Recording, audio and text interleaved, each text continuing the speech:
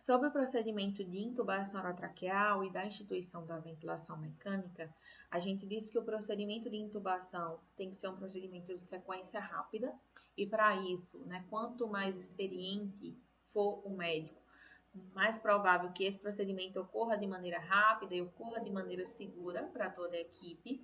Alguns cuidados são tomados, como o uso de pinça para pinçar o tubo no momento que vai desconectar o êmbolo da seringa e vai conectar o circuito, o cuidado de não realizar a insuflação do ambu, não ventilar o paciente com ambu. A gente pode utilizar o ambu apenas para oxigenar, para hiperoxigenar esse doente, mas não para estar realizando ventilação, exceto em casos pontuais de urgências, de intercorrências com esse paciente.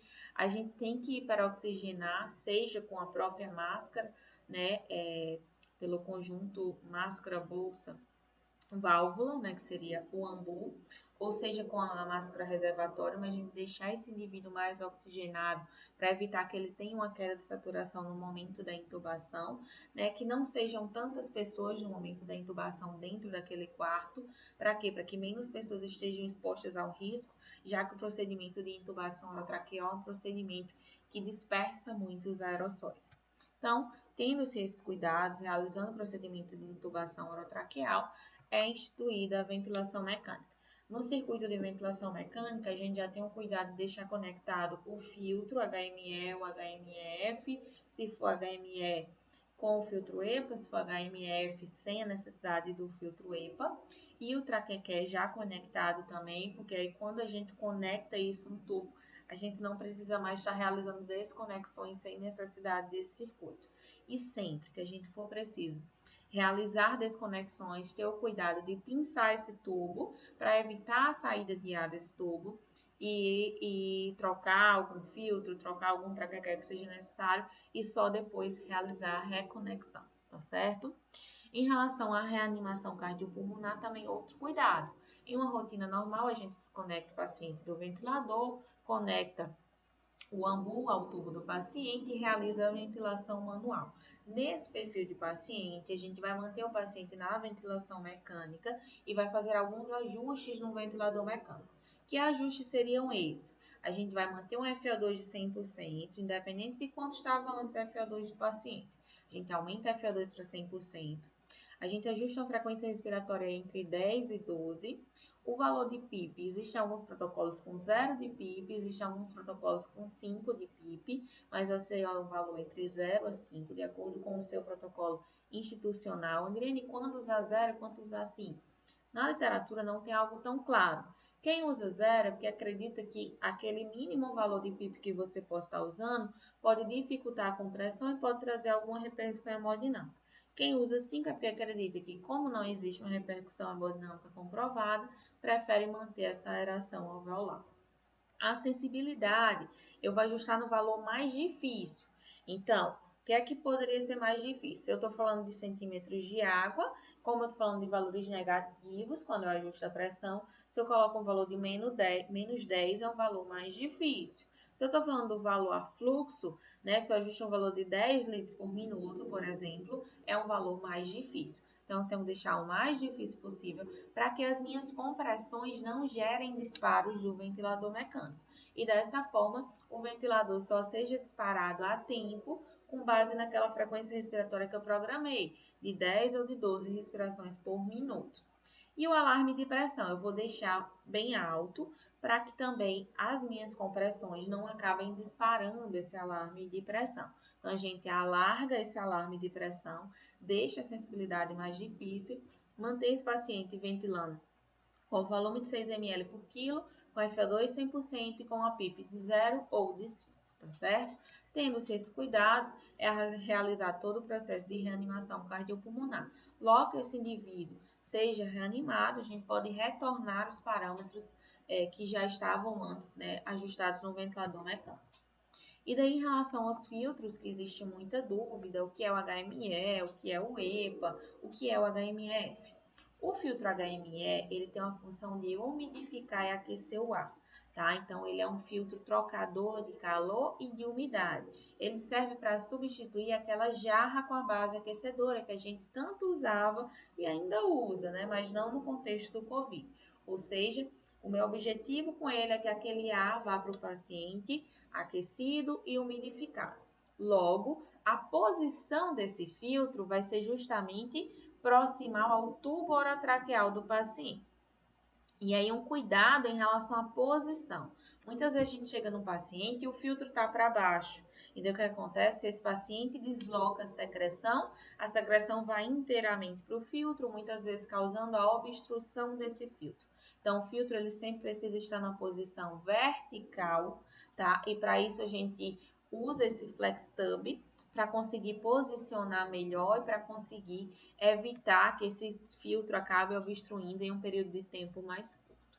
Em relação ao filtro EPA, é um filtro de proteção. Ele tanto protege de bactérias quanto ele protege de vírus. Ele tem uma eficácia de 99,999%.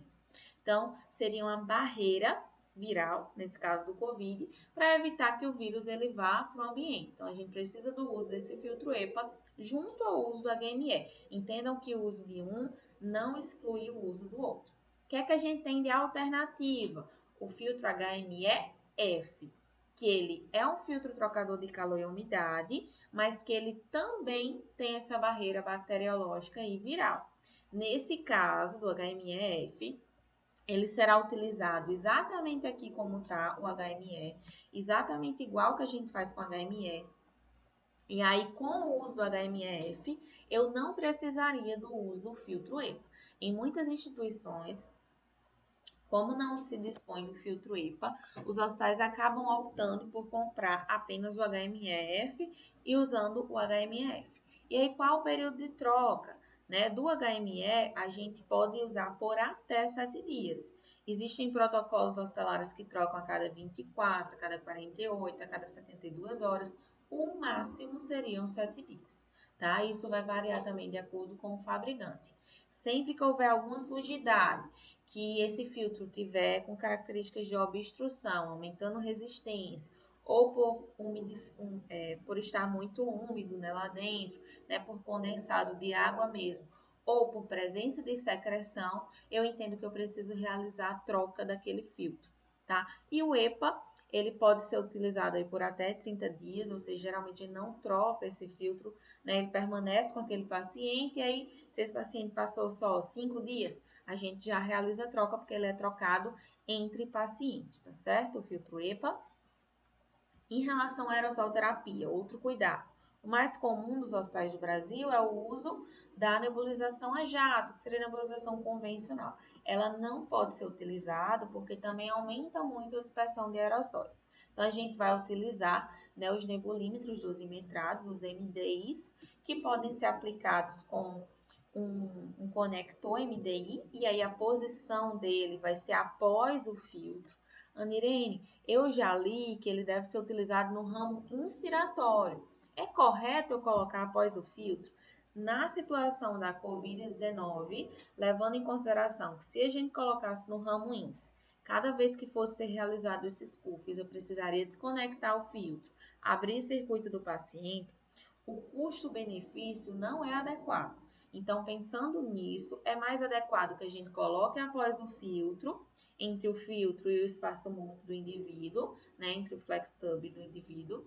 E dessa forma, eu não preciso estar realizando desconexões para poder administrar esses fluxos, tá? Então, a posição nessa situação de pandemia é entre o filtro e o flex tub, o espaço morto. Em relação a alguns tracker cares, eles vêm já com o conector de administração do MDI. Então, nessa situação, a gente já pode fazer no próprio conector e não necessariamente com o uso de uma peça adicional no circuito do paciente. E aí, ventilação mecânica. É um mundo, eu trouxe para aqui para vocês algumas coisas que eu considero mais importantes, que vocês não podem deixar de saber. Tá? Primeira coisa é em relação ao modo ventilatório. Será que eu só posso usar a ventilação controlada a volume? Será que eu só posso usar a ventilação controlada a pressão? Será que existe um melhor que o outro? Se a gente for vasculhar a literatura, vocês vão ver que não existe nada na literatura que diga melhor volume, melhor pressão, isso não existe. Mas o que é que a gente considera? Sempre que eu preciso ter um controle muito apropriado do volume, é melhor usar volume. Quando esse paciente não precisa de um controle tão rígido do volume, eu posso usar a pressão. Nesses pacientes, como a gente sabe que um dos pilares da ventilação protetora é o volume de 6 ml por quilo, a gente acaba usando mais ventilação controlada a volume, embora não seja uma obrigatoriedade, tá, gente? Mas o que é que eu sempre gosto de enfatizar? Vai usar ventilação controlada a pressão? Tudo bem, desde que você ajuste muito bem os alarmes, que você monitorize muito bem esse paciente. Porque se vai ventilar a pressão, tem que estar respeitando os 6 ml por quilo. Nem causar um volume muito baixo e nem usar volumes maiores do que 6 ml por quilo. Então, fica ali de frente ao ventilador, ajuste o nível de pressão que adequa esses 6 ml por quilo e deixa o alarme bem amarrado, mesmo que esse alarme fique te incomodando. Por quê? Porque se você abre todo o alarme, né? Eu vou colocar 100 e 1 litro, 100 ml e 1 litro. Você não vai garantir uma ventilação protetora para o indivíduo. Por quê? Porque você não está amarrando. Então, nessa situação, é preferível que você use a volume do que utilizar uma ventilação a pressão que não está bem ajustada. Então, se quer utilizar a ventilação a pressão, não tem problema, desde que esses alarmes estejam bem ajustados para o paciente, tá? Então, segunda coisa é o quanto de volume. A gente já sabe, já é um pilar do tratamento da SARA, que a gente tem que ventilar com 6 ml por quilo de peso predito. Vou já explicar o que seria esse peso predito. Pressão platô menor do que 30, que seria a pressão de pausa, a pressão que a gente reflete no alvéolo, tá? É diferente a pressão platô da pressão pico. Pressão pico eu levo em consideração o componente resistivo, e quando eu falo de pressão platô, é a pressão lá dentro do meu alvéolo. Então, ela tem que ser mantida menor do que 30. A driving pressure, que é a pressão de distensão, tem que ser mantida menor do que 15. E a frequência respiratória a gente pode ajustar entre 20 a 35. Por que é que eu vou usar uma frequência respiratória um pouco mais alta? Não de 12 a 16, como a gente utiliza em pacientes que têm outras patologias mais comuns.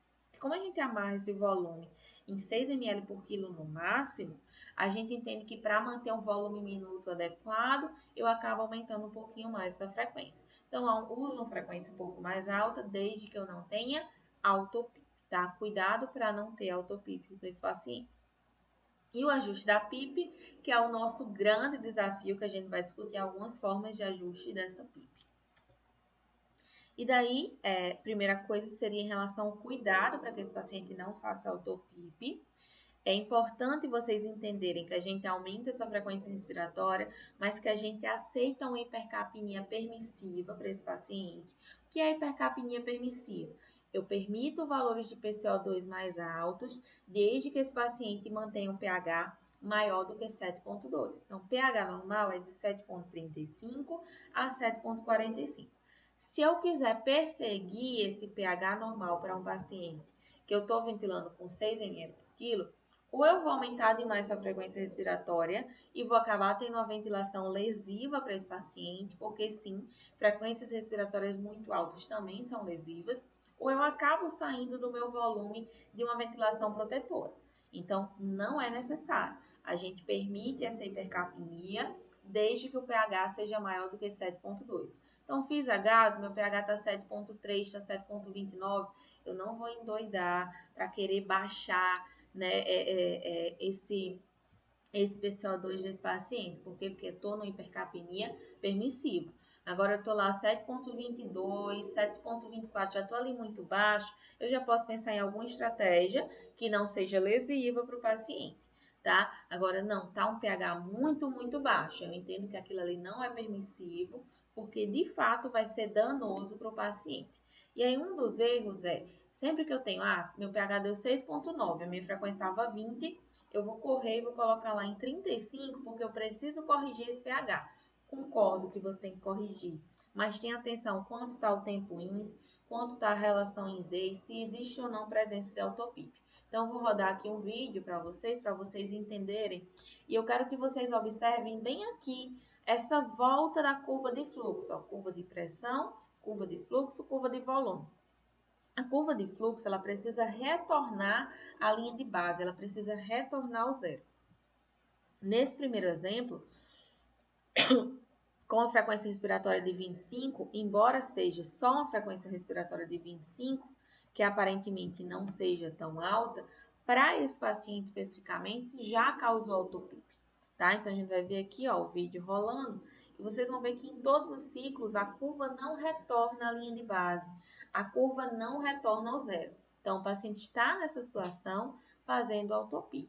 Qual é o meu cuidado? Eu vou observar, será que eu preciso baixar essa frequência? Ou será que só com ajuste de tempo ins, um ajuste de relação ins-ex, eu consigo manter essa mesma frequência sem ter que baixar essa frequência? Então, tudo isso vai ser ajustado de maneira individual para cada paciente, tá? Em relação ao volume, a gente falou que era 6 ml por quilo de peso predito. Como é que eu vou saber esse peso predito? Existem várias formas de mensurar. Tá? A primeira coisa que a gente tem que entender é que peso predito é diferente de peso real. Por que isso? Porque o nosso volume é proporcional à nossa altura e não ao nosso peso. Imagina que eu, de repente, viajei, comi, engordei. Isso não vai mudar o tamanho do meu pulmão, isso vai aumentar a gordura, mas não vai aumentar a minha capacidade pulmonar. Então, o nosso peso real não influencia no peso que a gente usa para ventilar os nossos pacientes. Então, aquele indivíduo que é mais obeso não vai precisar de um volume mais alto. Ele pode precisar de PIPs maiores, mas não de volumes mais altos. Mesmo ele sendo mais obeso, mesmo ele sendo mais gordinho, você vai continuar ventilando ele com aquele peso predito que deu lá na fórmula, por mais que você ache aquele volume baixo para aquele paciente. Por quê? Porque não é o peso real, não é proporcional à gordura que a gente tem, e sim proporcional à nossa altura. Qual o problema? O indivíduo muitas vezes já chega entubado ou já chega a ser uma condição de nos responder qual a altura dele. Caso ele saiba a altura, tudo bem. Caso ele não saiba, existem algumas formas de a gente mensurar essa altura, tá? A forma mais usual seria pegando essa altura do joelho, tá? Então, a gente mensura essa altura aqui, da base do pé até essa altura do joelho. E daí a gente coloca nessa primeira equação. Com essa primeira equação, eu tenho a altura estimada do paciente e aí eu coloco nessa segunda equação para saber o peso. Vamos supor que o peso do indivíduo foi 60. 60 vezes 6 me daria 360. Então, o volume seria 360 ml, o volume de 6 ml por quilo. Então, eu saberia que para aquele indivíduo X, eu ventilaria com 360 e não iria querer volumes maiores do que 360, certo? Poderia até ventilar talvez um pouquinho a menos, em algumas situações, para manter um adequado driving pressure ou uma adequada pressão platô. Posso usar envergadura, posso usar meia envergadura, posso deixar a cama reta e medir o indivíduo como todo? Também são opções de mensuração da altura do paciente e também podem ser utilizadas. E aí, em relação à mecânica, né, o que a gente mais tem falado, lógico, a complacência, a resistência, a gente calcula isso diariamente, várias vezes ao dia, tá? Pelo menos 3 vezes ao dia, geralmente, manhã, tarde e noite. Mas como são cálculos mais comuns, eu não vou me deter neles nessa aula, tá? Porque eu acredito que em outras aulas vocês já estudaram como é que se calcula a complacência. Com essa mesma pausa que eu vou demonstrar no vídeo, que especificamente eu vou falar de driving pressure, a gente poderia calcular a complacência. De que maneira? Volume corrente dividido por platô menos PIP. Especificamente aqui, eu vou mostrar para vocês o valor de platô e vou mostrar para vocês que com o valor de platô e com o valor de PIP, eu consigo calcular a driving pressure, porque a driving pressure é apenas a platô menos a PIP. Importante, é o valor de PIP total. Então, caso esse paciente esteja fazendo autopip, eu preciso considerar essa autopip desse paciente, certo? Então, vou rolar aqui o vídeo. Vocês vão observar que eu vou apertar no botão da pausa inspiratória. Ele vai dar um tempo, que essa pausa programada pelo ventilador geralmente é de 2 segundos. E eu vou já explicar algo sobre isso. Vocês viram que aqui deu um valor de 29. E eu vou abordar mais detalhadamente se a gente pode pegar esse valor ou não, tá? Nesse caso, a curva do paciente foi similar, então independente de eu pegar aqui ou de eu pegar mais no início da curva, o valor era 29. E se vocês observarem, ele não tinha autopip, a curva estava completamente zerada. Aqui que também demonstraria essa PIP total, meu valor era de 12, que é exatamente o que eu estou fornecendo. Então, 29 menos 12, o valor da minha driving pressure é de 17. Então, platô de 29, driving pressure de 17. Vocês conseguem observar que a platô do paciente estaria dentro da meta, menor do que 30, o valor de 29. Mas a driving pressure está alta, está um valor de 17, está além da minha meta. Andrene, como eu consigo reduzir a driving pressure? Você pode pensar que talvez ou reduzindo essa PIP ou reduzindo esse volume. A redução do volume, sim, ela é correta. Se eu reduzo o volume, automaticamente eu reduzo o driving pressure. Mas a da PIP, não. Às vezes eu consigo melhorar a driving pressure aumentando a PIP e às vezes eu consigo melhorar a driving pressure reduzindo a PIP. Isso vai depender se com aquele nível de PIP eu estou ainda com áreas fechadas, áreas que poderiam ser mais aeradas, ou se com aquele nível de PIP eu já estou hiperdistendendo os meus alvéolos. E é isso que a gente vai abordar quando a gente fala da titulação da PIP pela driving pressure. A primeira coisa que eu quero citar é que existe uma diferença no cálculo da driving pressure do que o que a gente faria normalmente nos pacientes para mensurar a complacência. Vocês viram que no vídeo eu fiz a pausa programada pelo ventilador, que eu disse que era uma pausa ali de 2 segundos. E eu até enfatizei que naquela situação eu tinha avaliado e estava igual, se eu avaliasse no início da curva ou no final da curva. Mas nem todo paciente esse valor vai estar igual, tá? Por quê? Porque a gente diz que a driving pressure é um valor dinâmico, tá? Então, eu vou estar avaliando o que a gente diz de uma pausa quase estática. Se eu pego ali no final, a gente tem uma redução, um decaimento maior dessa pressão platô. Principalmente isso vai variar de paciente para paciente. De efeito Pendeluft, tá? De stress relaxation. Então, tem algumas variáveis que vão interferir e podem dar uma diferença maior dessa P1 que a gente chama, tá? Que seria essa primeira queda, para o valor final da pressão platô. Quando isso difere muito, principalmente, o ideal é que para a driving pressure eu pegue sempre o valor da P1, porque ela reflete mais aquele nível de lesão, aquela pressão de distensão de fato que eu vou estar causando no meu alvéolo. Então, para a driving pressure, pausas de 0,5 segundos já são suficientes. Anderene, então eu não posso usar a pausa do ventilador? Pode, eu vou demonstrar que você pode usar a pausa do ventilador e pode ir com o cursor para mensurar o quanto foi aquele valor. E outra opção é você já deixar programado uma pausa lá de 0,5 segundos ou você fazer segurando, porque aí você pode segurar pelo tempo que você quer e aí você pode fazer uma pausa mais curta, tá certo? Então, aqui eu vou dar justamente alguns exemplos, ó. Primeiro, a gente fazer a pausa que eu já tinha demonstrado e você pode vir com o cursor acompanhando. Aqui pode dar um valor diferente do que dá aqui no final ou pode dar o mesmo valor, tá certo, gente? E a segunda opção seria você fazer isso manualmente, já regulando o tempo de pausa. E vocês vão ver que aqui essa pausa é mais curtinha do que essas pausas próprias do ventilador mecânico. E ainda assim eu posso dar uma confirmada com o cursor. Particularmente gosto muito de avaliar com o cursor. Anirene, eu posso deixar programado os 0,5 segundos e esse valor vai sendo fornecido automaticamente aqui no ventilador mecânico? Sim, essa é uma opção, também vai estar sendo fidedigno. O que é que eu quero que vocês entendam? Se o seu objetivo é avaliar complacência, você pega aquele valor mais distal mesmo da curva. Mas se é para mensurar apenas driving pressure, você deve pegar aquele valor inicial, porque vai refletir melhor essa distensão, essa lesão que pode existir no seu alvéolo, tá certo? E aí a gente vai falar sobre a titulação da PIP pela driving pressure. Isso que está tão em alta, como eu titulo essa PIP pela driving pressure? Primeira coisa que eu quero reforçar é que quando a gente calcula a driving pressure, a gente precisa analisar o valor da autopip, tá? Então, em caso de presença de autopip, eu teria que considerar Nesse caso do exemplo, a gente não foi avaliado a presença de autoPIP, tá, no gráfico. Então, a gente considerou o valor de PIP que foi dado, né, decremental 20, 18, 16, 14, 12, 10, e foi subtraído por cada valor de platô encontrado nas mensurações. O que é que a gente faz quando a gente vai titular a PIP? A gente precisa inicialmente homogeneizar esse pulmão. Por quê?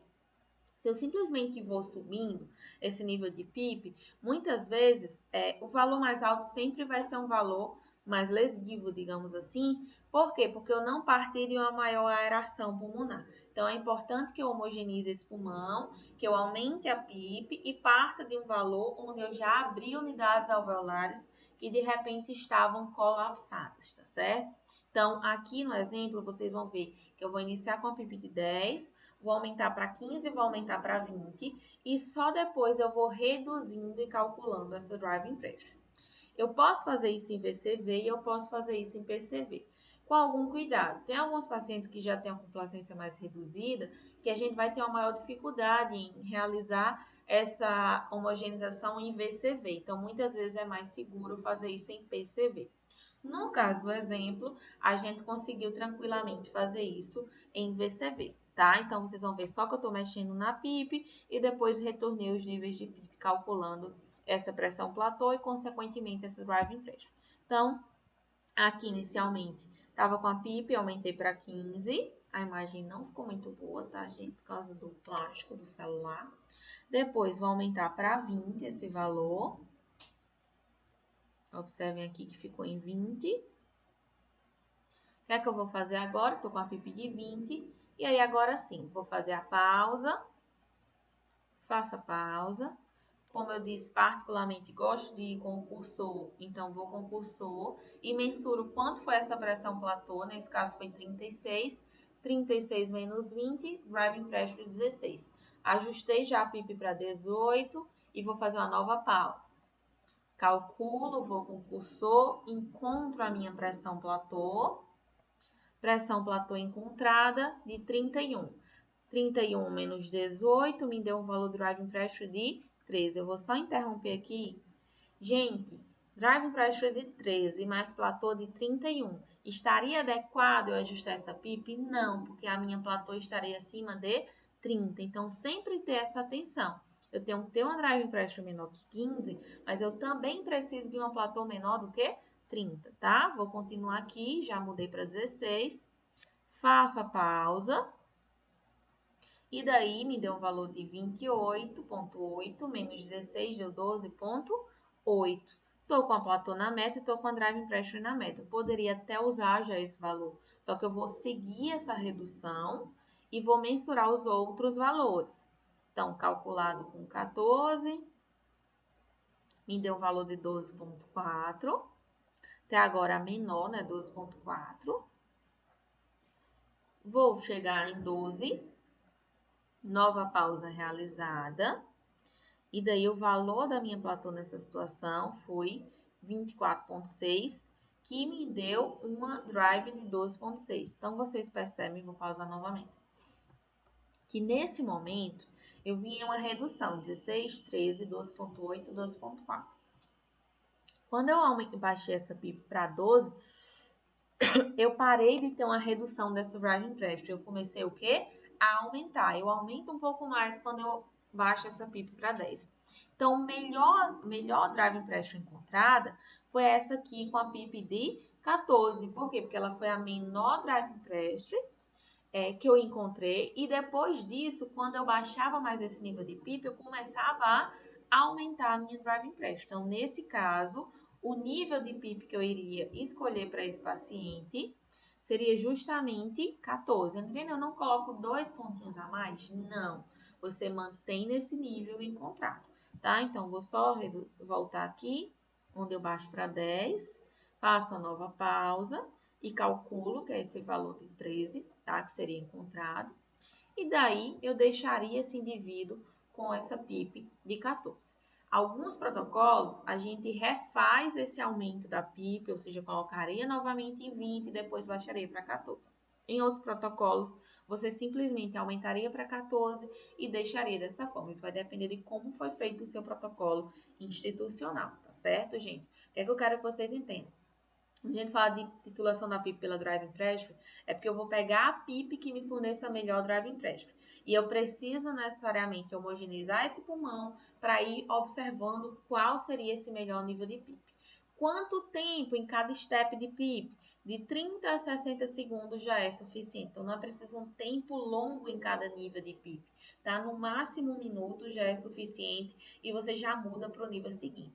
Lembrando que eu vou pegar a Driving Pressure ali dos primeiros 0,5 segundos. Ou eu faço a pausa tradicional e vou com o cursor, ou eu já programo a pausa mais curta, que muita gente prefere fazer dessa maneira, e uso aquela pausa mais curta, já que vai ser fornecida pelo ventilador sem a necessidade de ir com o cursor lá, tá bom? Essa é uma das formas de titulação. Uma segunda forma de titulação seria pelo uso do Stress Index. O que é Stress Index? É uma monitorização que eu faço na curva pressão-tempo. Se a gente observar essas 3 curvas, vocês observam que nessa primeira curva, eu tenho essa concavidade para cima, né, da curva. Nessa segunda, em B, a curva está bem retilínea. E nessa terceira, eu tenho a concavidade para baixo. Então, isso a gente vai chamar de um Stress Index maior do que 1, um Stress Index igual a 1 e um Stress Index menor do que 1. Sempre que eu tenho um Stress Index menor do que 1, isso diz que eu teria áreas de maior recrutabilidade, ou seja, eu teria áreas ainda que eu poderia usar uma maior PIP. Então, quando eu tenho essa situação de Stress Index menor do que 1, é porque caberia mais PIP. Quando eu tenho essa situação já retilínea de Stress Index igual a 1, é porque eu estou em um nível adequado de PIP para o paciente. E quando eu tenho essa terceira situação, né, com esse Stress Index maior do que 1, é porque aquele nível de PIP já está hiperdistendendo os meus alvéolos. Então, eu posso usar isso como um método isolado, né, mas embora não tenha tanta força assim, tantos estudos assim falando. E eu posso usar isso, que é a forma que eu prefiro, como uma forma complementar. Então, muitas vezes, dão 2 valores, eles dão o mesmo Driving Pressure. Acontece muitas vezes isso. E daí, a gente pode se guiar, por exemplo, pelo Stress Index para entender, não, esse aqui está retilíneo ainda, eu vou usar esse nível de PIP. Então, pode ser uma forma complementar ou pode ser uma forma única de titulação dessa PIP. Que seriam alguns exemplos, ó. Vocês vão observar com a PIP de 5, o quanto a gente tem essa concavidade, ou seja, que eu teria um exemplo clássico de um Stress Index menor do que 1. Aqui, ainda também com Stress Index menor do que 1. Vocês percebem que com essa PIP de 13 já fica retilínea, tá certo? E quando eu aumento muito essa PIP, vocês já começam a ver que eu já começo a ter uma concavidade, né? O Stress Index maior do que 1. Então, eu posso utilizar isso, essa monitorização gráfica, como uma forma complementar ou como um meio de titulação mesmo dessa PIP. A gente pode usar a PIP Table, que é a tabela PIP FO2. Eu vou ter um nível de PIP para cada nível de oxigenação. Muito usado ao redor do mundo. No Brasil é pouco usado. Existem algumas críticas em relação à COVID. Por quê? Porque a gente observa que muitas vezes pacientes com COVID, eles têm uma hipoxemia muito intensa, embora eles não precisem de níveis tão altos de PIP. Então, o uso é mais cauteloso nesse perfil de pacientes, porque senão a gente acabaria usando níveis de PIP de 20, porque os pacientes têm uma hipoxemia importante, embora a gente acabe causando níveis de platô alta, driving pressure alta. Então, sempre esse cuidado de usar, avaliar a mecânica. Tá? A mecânica, ela mostra muito mais para a gente de como está essa lesão pulmonar, por isso que a gente aconselha o uso dessa mecânica, tá, como guia e não apenas do valor de oxigenação, porque só a oxigenação isolada ela pode enganar um pouco, tá certo? Mas é uma opção, eu tenho que demonstrar para vocês. E a gente fala um pouquinho do Mechanical Power, não como uma forma de titular o PIP, mas como uma forma de manter uma ventilação mecânica segura para o paciente.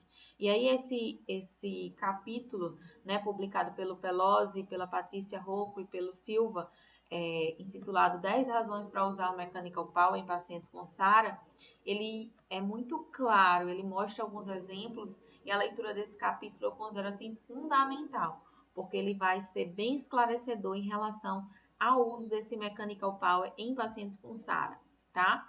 E sem SARA, no caso, que é o que ele mais aborda. E daí vamos entender aqui o que é que ele traz, né? Ele traz alguns exemplos. O que é o Mechanical Power antes de tudo? É uma fórmula criada pelo Gattinone, a gente já falou do Gattinone aqui nessa nossa aula, em que ele disse assim, eu vou avaliar o quanto de energia depositada, né, o quanto de energia eu gero. Quanto mais energia, significa que mais lesiva é a minha ventilação. Quando eu falo em energia, estou falando em tudo que faz parte daquele ciclo respiratório, do volume, das pressões, dos fluxos, do meu tempo inspiratório, do meu tempo expiratório, tá? Então, estou falando de PIP, então estou falando de todo esse conjunto. E o Gattinone, ele criou uma grande fórmula, que foi essa fórmula inicial aqui. Essa fórmula ela foi transcrita em uma fórmula mais reduzida, que seria 0,098, é uma constante isso, vezes o volume corrente, vezes a frequência respiratória, vezes a pressão pico, menos a driving pressure dividido por 2, tá? Então, de forma bem simples, seria esse o cálculo. E ele traz vários exemplos. O que é importante vocês entenderem sobre o mechanical power? A gente sabe que volumes altos lesionam, a gente sabe que pressões altas lesionam, a gente sabe que PIPs muito altas lesionam, mas também PIPs muito baixas lesionam. A gente sabe que frequências respiratórias muito altas lesionam. Então, quando você avalia tudo isso no conjunto, em alguns pacientes, aquela frequência muito alta é o que está trazendo mais lesão. Em outros pacientes, é aquele volume muito alto que está trazendo mais lesão. Então, quando você coloca isso em um conjunto, fica às vezes mais claro você entender se o conjunto da obra está sendo lesivo ou não, tá? Porque às vezes você está usando a frequência mais alta, mas como está com a ventilação ultraprotetora, volume baixo, pressões baixas, não está sendo lesiva aquela ventilação. Ou por outro lado, você usa um volumão, isso acontece muito em pacientes neuromusculares, por exemplo. Você usa um volume alto, mas para ele, como não está causando pressões picos, nem platôs, nem driving pressures altos, acaba que para aquele paciente aquela ventilação não é lesiva. Então, isso vai ser muito individualizado. Por isso que a fórmula ela consegue encontrar valores diferentes quando você simula exemplos diferentes.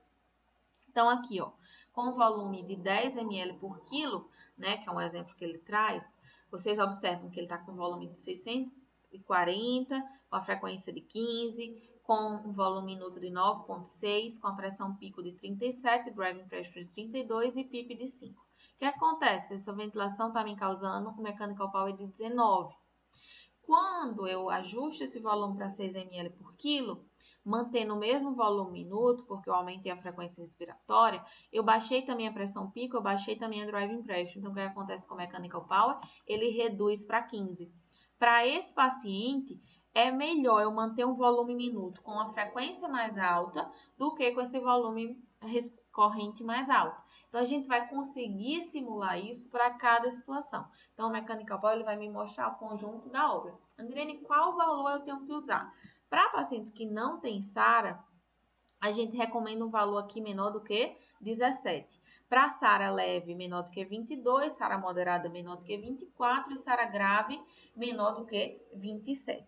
Tá? Então, tem alguns estudos demonstrando a associação do Mechanical Power com a mortalidade, inclusive em pacientes que não têm SARA. Eu, particularmente, gosto de usar, a fórmula é grande, mas a gente consegue criar, por exemplo, no nosso serviço a gente criou uma tabela do Excel, uma planilha, então só é colocar os valores e ele já me dá o valor do Mechanical Power.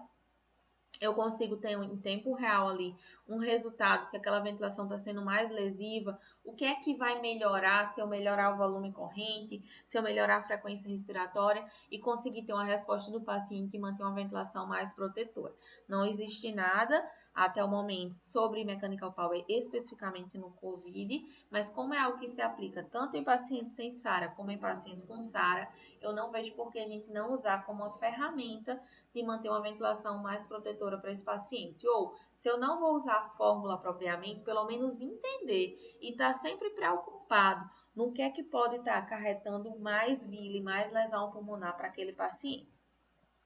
Posição prona, usar ou não usar, eu acho que está mais que claro, tá? A gente tem que usar a posição prona nesses pacientes, é algo que melhora, sim, se bem indicada, se bem realizada.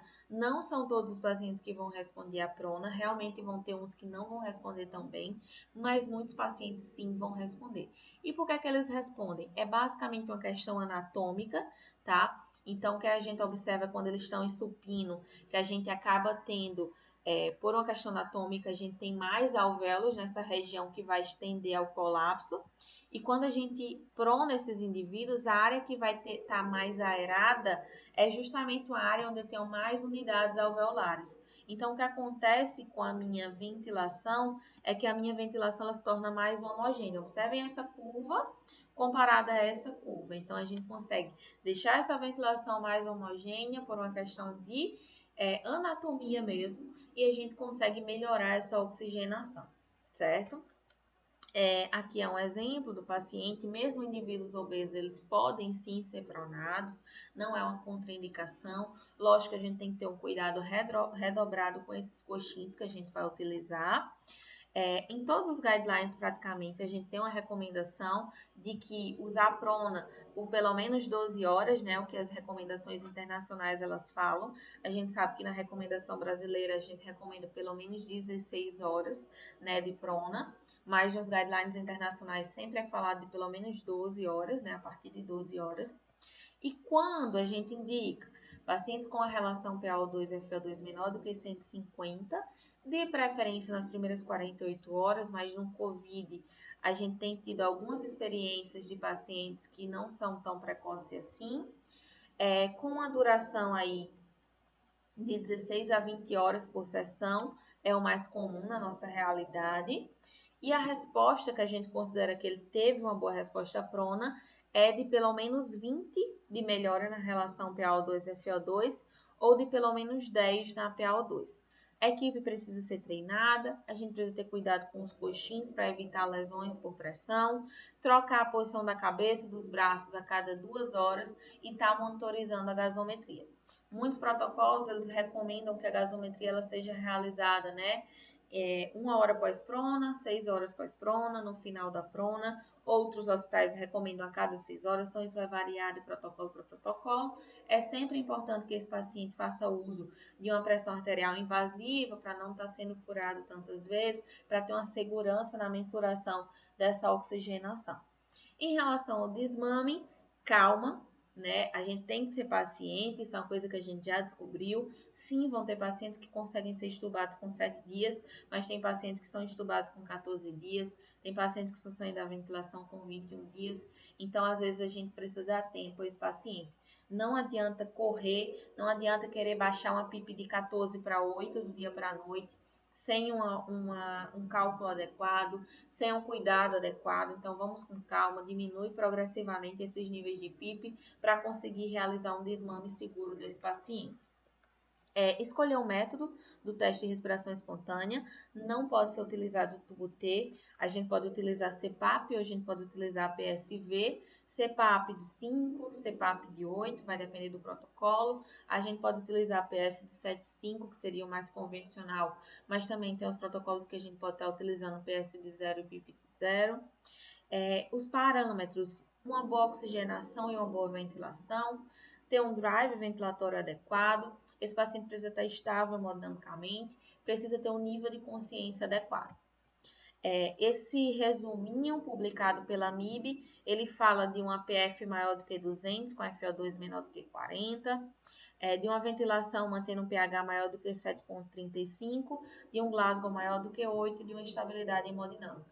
Ele recomenda a realização do TRE com PS de 6 a 8 e PIP menor do que 6, né? E recomenda a realização de cateter de alto fluxo, VNI, ou, quando não, né, do uso de um catéter convencional de oxigênio, quando você não dispõe dessas coisas.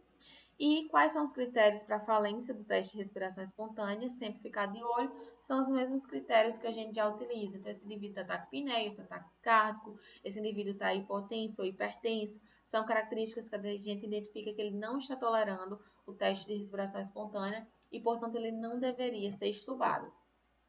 Esse resumo daquele estudo que eu já citei 2 vezes nessa aula, publicada pelo Rouba e Colaboradores 2020, ele fala, né, de um CPAP de 5 ou do PS, e ele recomenda também o uso do catéter de alto fluxo, ventilação não invasiva, seja convencional ou seja com o helmet pós-extubação. Então, se você tiver à disposição desses recursos, seria uma boa extubar esses pacientes e realizar uma dessas terapias. Quando não, a gente sabe que a gente acaba utilizando a oxigenoterapia convencional. Aqueles critérios são os mesmos para a gente avaliar a necessidade de extubação, relação PF maior do que 200, com FO2 menor do que 40, um pH maior do que 7,35, tudo que já tem lá nas recomendações da AMIB praticamente, tá? E quando a gente tiver uma falha de extubação, tá? Reintubar esse indivíduo, partir para ventilação mecânica, ok? Em relação ao processo de extubação, alguns estudos falaram do uso da lidocaína para inibir um pouco esse reflexo de tosse. Não necessariamente precisa ser utilizado, mas tem alguns hospitais que preferem utilizar. A gente pode estar realizando esse processo de extubação com o uso de uma máscara e também com o uso de um saco, tá? Embora isso não seja validado, o uso do saco, esse da máscara foi validado pelo Jornal de Anestesia, em um estudo publicado esse ano, já nesse contexto do Covid. O do saco é uma coisa mais improvisada, digamos assim, não tem nenhum estudo falando sobre isso, mas é algo que muitas vezes é mais confortável para o paciente do que o próprio uso da máscara.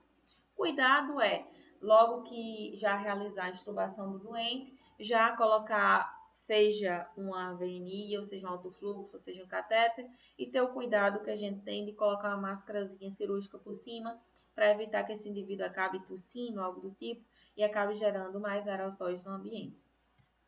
Aqui a gente tem um caso clínico, que está lá na plataforma para vocês discutirem, a gente poder interagir. Eu vou ler aqui para vocês, paciente de 45 anos, sexo feminino, segundo dia de internação por síndrome respiratória aguda grave, fez um suave positivo para COVID, está sedada, usa bloqueador, em ventilação, segundo dia de tubo, estava hemodinamicamente no momento sem drogas vasoativas, encontra-se com os seguintes parâmetros em VCV, ventilação controlada volume, com volume 350, que equivale a 6 ml por quilo de peso predito para ela, com a frequência de 25, um fluxo de 40, FO2 de 90% e uma PIP de 12.